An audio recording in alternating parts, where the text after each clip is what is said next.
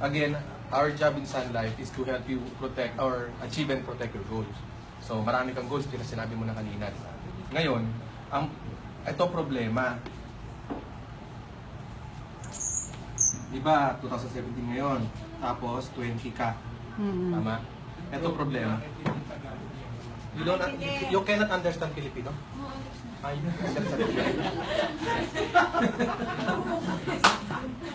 Kaya Filipino? okay, so 2017, you're 20 years old.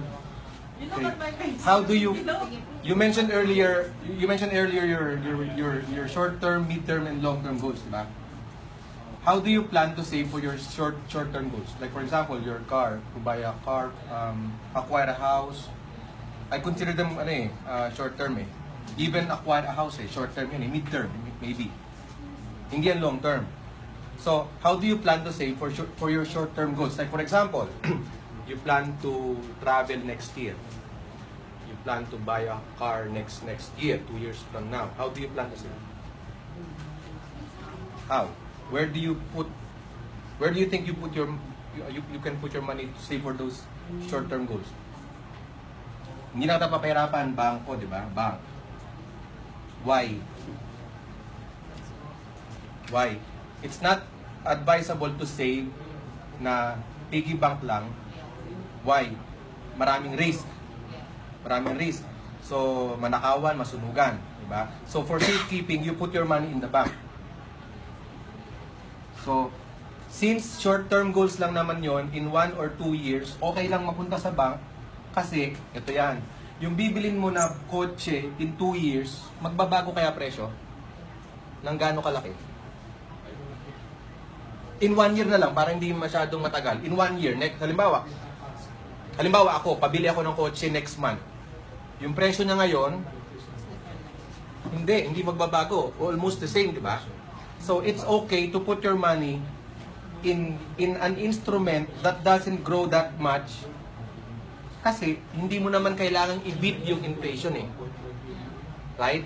So, it's okay to put your money in the bank if you're saving for short-term goals. Like, for example, purchases in the next 6 months, in a year, diba? So, it's okay to put your money in the bank. But here's the problem. If you plan long-term, like for example, you're 20 now, sasabihin nila, sir, okay lang yan, bata pa ako, malayo. Pinapakita ko kasi sa kanila yung pinakamalayo na pwede mong pagandaan, retirement at age. How old do you think you want to retire? 65? Why? 65. 65 mo balak mag-retire. Okay. 65 mo balak mag-retire. So, at age 20, do you think it's too early for you to plan for your retirement? No, why? Why? Because there's a concept that the sooner you start saving and investing, the sooner you can stop working.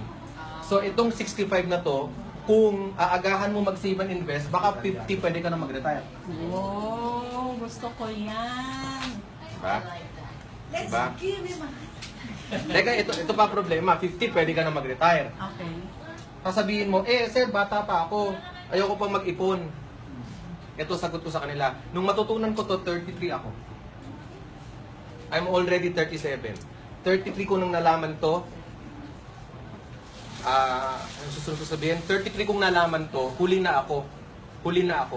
At ngayon, may asawa at anak na ako, kaya ako nag-iipon dahil kailangan, hindi dahil gusto ko. More on need. Okay. If you are going to save at age 20, it's more on, kung mag-iipon ka man, hindi dahil may asawa at anak ka. Kung mag-iipon ka man, para sa'yo. Gusto mo lang. Kaya, mas magsarap mag-ipon habang bata. And there's a formula. Baka naman sir, pag nag-ipon ako, magmukha na akong kawawa, hindi na ako makapag-Starbucks, hindi na ako makapag-shopping, hindi ko na mabili yung kotse, hindi ko na mabili yung bahay. May formula. I'm going to show you later the formula kung paano mo mamamanage lahat yun. Okay? So, at age 20, kasi sa simple presentation to, walang lusot na excuses, wala. So, to age 20, you are going to start, whether you like it or not, for you to retire at an early age, at age 20, lahat ng excuses mo mawawala. Okay. So at age 20, how do you plan? Itong problema, ito yung pag mag-iipon ka ngayon, for example, sa kinikita mo, how much ulit ang basic? 15. For example, ballpark natin 15K, 15K. How much are you willing to save?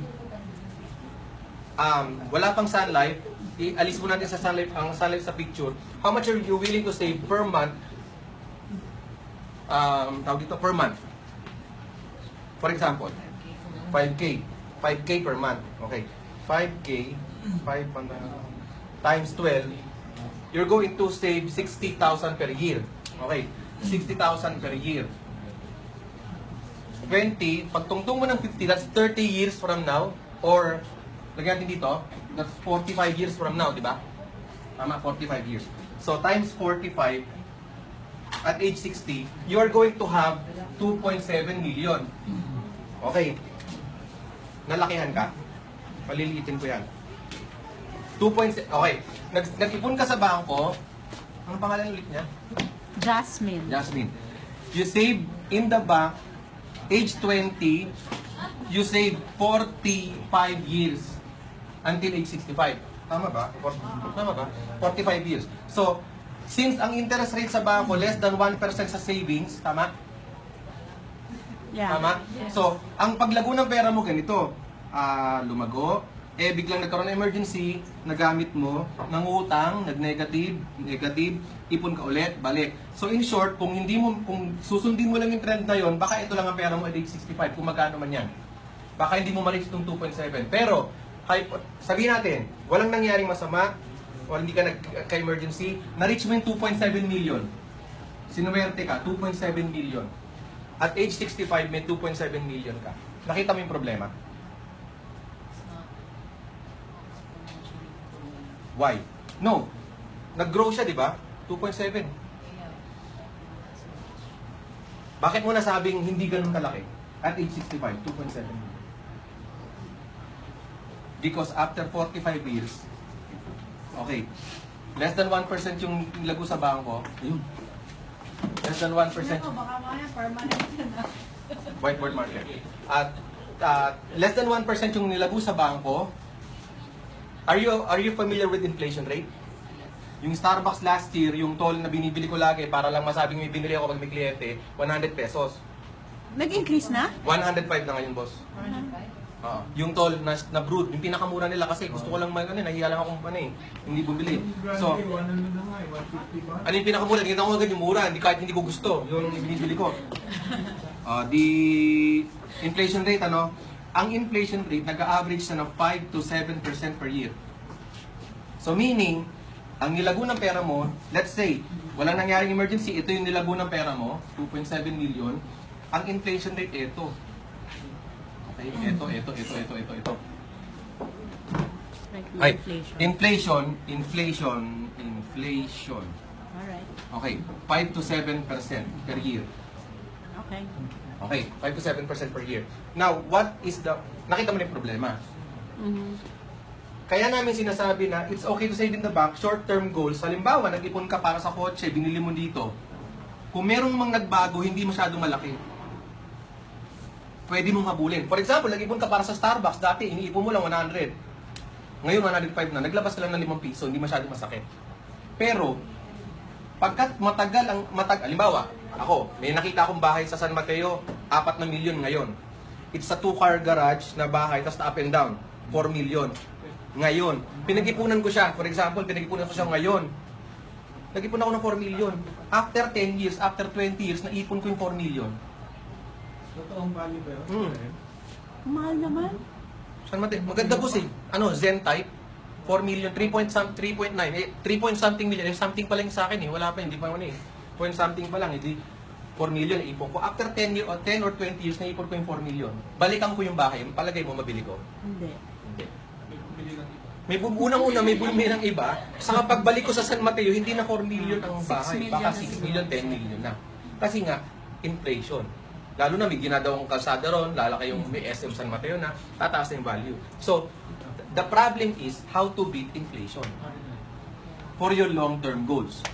Tama? Na parang pagtungtong mo ng 50-60, meron kang pera, to buy, dapat ang pera mo ito. Para yung may buffer ka, mabili mo pa rin yung need mo. Tama? So, anong solusyon? Hanap ka ng isang investment instrument na kayang i-beat ito, let's say 8 to 10% compound interest. Diba? Hanap ka. Ngayon, sasabihin mo sa akin, marami. For example, magpautang ako 20% kung magpapa 5-6 ako, tama? Magnenegosyo ako ng pagkain. Thai restaurant, tama? Ilang percent ang ano, higit dito yun.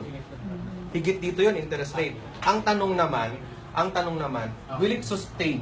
Yung negosyong itatayo mo, whether pautang man yan, small business o pakain yan, kaya bang tumagal ng hanggang pagtungtong mo ng 15, hanggang pagtungtong mo ng 65? You cannot say, di ba? So, pagka business yan, sabi nga ni Chinkitan kahapon dun sa TV niya, ano yan eh, sabi niya, there's always a learning curve. Ibig sabihin, pwedeng sa umpisa malugi ka, maaaring hindi mo na ituloy kung wala kang mahabang pisi. So, hindi mo siya, ang business, hindi siya pwedeng sabihin long term. Kahit anong negosyo yan, wag mong sabihin long term. So, ano yung pwede mong paglagyan na investment na pwedeng lumago? Dediretsuhin na ulit kita. Walang iba kundi Sun Life. Bakit? Kasi pagka nag-invest ka kay Sun Life, yung pera mo na-i-invest sa mga negosyo na hindi mo kailangan mag-manage, di ba? Na-i-invest sa mga top businesses in the Philippines. Ngayon, tatanong mo sa akin, sir, tumagal kaya Sun Life hanggang age 65 ako? Sun Life has been from Canada, 152 years na siya sa Canada. Hindi mo alam? 122 years na siya sa Pilipinas. Yung tanong na baka magsara ang Sun Life, yung unang nagtanong, baka hindi magsara yan, patay na. Buhay pa rin si Sun Life. Dalawang World War na yung pinagdaanan niya, dito pa rin siya. So, yung long-term goals mo to retire or to have a family, educational plan, banda rito, diba? Educational plan, na nabit yung inflation rate, lalo na pagka educational plan yan, yung pangbayad sa college, diba? Palaki ng palaki yan, diba? Kailangan mong palaguin yung pera mo. Na lumalago yung pera mo, money working for you, while you working hard for your money. At the same time, whatever happens sa gitna, for example, banda dito, palagay mo may 1 million ka na? Wala. Sun Life can cover you as a breadwinner. For example, 1M. Gusto ko pag namatay ako, gawin natin 4M. Gusto ko pag namatay ako, lalabas ang 4M para sa pamilya ko. Anytime na may mangyari sa'yo, kasi yung 4M long term, baka dito mo pa ma-reach eh. Sa Sun Life, di ba? Or 10M, di ba? So, long term, walang mangyari sa'yo, marireach mo yung goal mo. Pag tungtong mo ng 65, you have enough money to sustain. Ang tawag dito, living on interest. You have enough capital na pag nag-withdraw ka, merong matitira, yun pa rin lago. Kaya lang, matagal pa yon. What if may mangyari sa'yo along the way, huwag kang mag-alala kasi yung 4 million na yun, mag-shoot up, liquid benefit para sa pamilya mo. So, short-term, mid-term, long-term goals, sa po lahat ni Sun Life. Ngayon, kung ang tanong na masusunod dyan, paano ko how much is the ideal, lalo na pagka 20, mga kausap namin, mga young professionals, what is the ideal formula for someone as young as you to start saving and investing? How much? You have an idea? Ito yung tinuturo nila Randall Chongson, Chinkitan, Bo Sanchez, Colayco. Sabi nga nila 70-20, kaya lang, ang karamihan kasi nagsasabi sa kanila, ito yung tinuturo namin, 80-20 rule. Ngayon, kung paano mo malaman yan, set up tayo ng appointment. Now na. Ngayon na? 80-20 rule, madali lang yan. May mahabang paliwanag yan, pero may mas madali. 80 represents yung gastos. Okay? 20, savings and investment. Bakit 20? Hahatiin mo pa sa dalawa. 10%, 10%. Do you think na yung 10% malaki? That's only 1/5 of your salary, di ba? Lagyan natin ng presyo, 1/5, tapos 1/5. Okay. Saan mapupunta yung dalawang yan? Yung 1/5 and 1/5. In short, ibawas mo yung 3,000 dito, 12K. 12K. Kaya mong mabuhay ng 12,000 lang? No. You alone.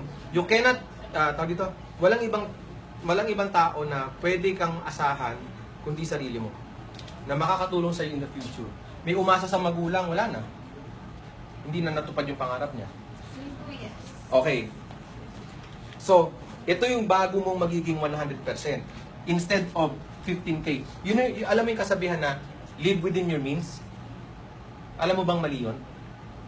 Kasi pag sinunod mo yun, live within your means, mabubuhay ka ng 15K per month. Okay, 15K per month. Sabihin mo, kikitain ko naman next month yan, iubusin ko ngayon. Tama? Kikitain ko naman next month yan, ubusin ko ngayon. Paano pag hindi mo nakikita next month? At isa pa, pagka ganon, kikitain ko naman next month yan, ubusin ko ngayon. Kailan ka magre-retire? Kikitain mo ba next month yan pag 65 ka na?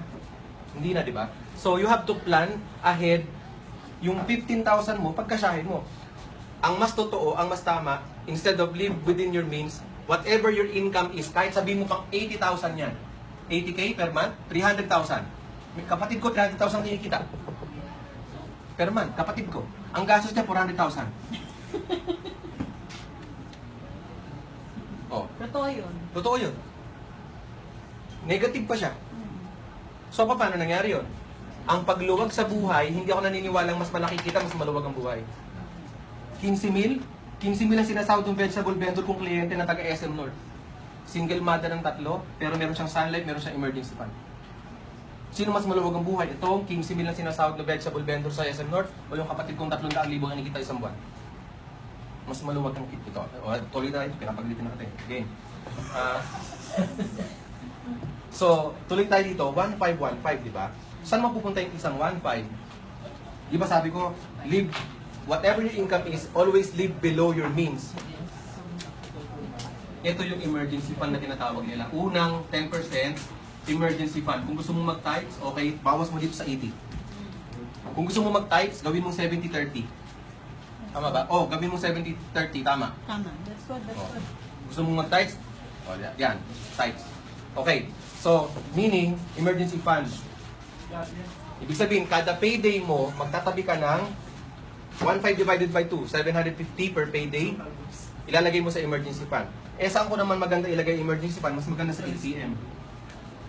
Para kahit madaling araw, pwede kang mag-withdraw. Diba? Kung sa passbook yan, baka madaling araw, mangungutang ka pa rin, di ba? So, mas maganda sa ATM. Huwag mo lagay sa bahay kasi baka kahit hindi emergency, magalaw mo. ATM emergency fund. Ngayon, how much is the ideal emergency fund? Para masabi mo, emergency fund mo sapat. Okay. Sabi ulit nila, Chinkitan, Randall Chongson, ganyan. Sabi nila, ang emergency fund daw dapat ay katumbas ng sahod mo, meaning 15K times 3 to 6. So, ibig sabihin, kung may 15K kang sahod kada buwan, times 3, dapat may 45,000 kang emergency fund na hindi mo agad-agad ilalagay, unti-unti mong i-build. That's good. Kasi pag bigla mo nilagay, wala ka nang kakainin araw-araw, kulang pa. Diba? So, i-build mo, pag na-reach mo yung times 3 ng sahod mo, masasabi mo na, okay, kahit pa paano may emergency fund na ako, titigil ko na, wag, ituloy mo hanggang 6 months. That's 60,000. Tama? Tama ba? Ay, hindi, 90,000 ng sahod mo, 6 months. Ngayon, ang tinuturo namin, boss, huwag mo itigil, tuloy-tuloy mo lang. Bakit? May kliyente kami na 23 years old lang, babae, taga-Alabang, na-opera siya sa sleep disc, 4 na buto pinaltan. Ang ginastos, ang hospital bill niya, 400,000 plus. Ang ginastos niya, less PhilHealth and all, 200,000 plus. Sabi namin, tanong namin, saan mo kinuha yung pera? Emergency fund ko, at tama-tama, nag-iipon ako pang travel, nagalaw ko. Nanghihinayang daw siya. Huwag kang manghinayang, sabi ko, yung travel, nandyan lang naman yan eh. Diba? So, ibig sabihin, yung client namin yun, natuto mag-ipon ng emergency fund, hindi siya nangutang. Build ulit siya. Nagalaw mo, ibalik mo na. Kasi ang concept nitong pay times 3 times 6, meaning, ibig sabihin, kung magkasakit ka, meron kang sapat na pera to sustain your lifestyle for 3 months, for 6 months. Halimbawa, may sinusuportahan kang magulang, may sinusuportahan kang kapatid. Kung siya ang magkasakit, medyo okay lang, di ba? Bakit? Ikaw naman yung kumikita eh. Magkasakit siya, kaya mo yung pa-hospital kasi ikaw naman yung kumikita. Doble kahit ka lang, overtime, ganyan-ganyan. Pero pag ikaw ang nagkasakit, apektado siya. So, kailangan meron ka emergency fund. Okay. Saan naman mapupunta yung another 10% which is another 5,000? Another 1,500. Okay, saan mapupunta? Diyan na papasok yung long-term goal mo. Yan na yung pwede mong ilagay sa long-term mo. In short, yan na yung pwedeng premium mo katumbas ng premium mo per month, 1,500. Since quarterly tayo, ibig sabihin, ang quarterly premium mo kasi dapat kay Sun Life ay ideally 4,500. Or higher kung mas gusto mo. Bakit 10% lang? May dahilan yan. Kasi long term mo gagawin, di ba? Ayoko naman na long term mo gagawin tapos naapektuhan naman yung pang-araw-araw mo. Nilakihan mo yung premium mo kay Sun Life, long term mo gagawin. Hindi ka na makapag-Starbucks, hindi ka na makapag-shopping, hindi ka na makapamili, di ba? So, kaya 10% lang para balance lang. Hindi mo namamalaya, nag-iipon ka pang long term mo. Ako, kagaya ko, 4 years na nagahulog kay Sun Life. Hindi ko namalayan, 4 na taon na pala. Kasi maliit lang eh. Kumbaga, ito lang yung sinunod ko eh. Diba? Nagagawa ko pa rin yung gusto ko, nakakapamasyal pa rin ako, nabibili ko gusto ko, nakakapag-shopping pa rin kami, lahat ng pangangailangan namin, nabibili namin, and all. On the side, nag-iipon na pala ako pang retirement ko. Pagtungtong ng anak ko ng grade 1, tapos na ako. Matagal ang 10 years kung hindi mo sisimulan. Di ba 10 years ang payments? Matagal yan, sir. Matagal, 10 years. Matagal yan kung di mo sinimulan. Kagaya ko, sinimulan ko 4 years ago. 6 years na lang ako. Kaya mo, 20 ka, di ba? Kung sisimulan mo siya, biruin mo, pagtungtong mo ng 30, tapos ka na. Ako, 33 nagsimula. Diba? Ano naman ang advantage mo pag nagsimula ka maaga? You have familiar ka sa compound interest? Compound interest, compounding. The longer your money stays here, mas malaki pera mo in the end. Kumpara sa akin, halimbawa, 30 ako nagsimula. Let's say, para mas madali, 30 ako magsimula, 20 ka nagsimula. Ilang taon na lang, 65 na ako. 35 years, di ba? 35 years. Ikaw, 45 years pa. So, 10 years ang agwat natin, 10 years ang lamang mo. Meaning, pag tungtong dito, banda, 65 na ako, banda dito.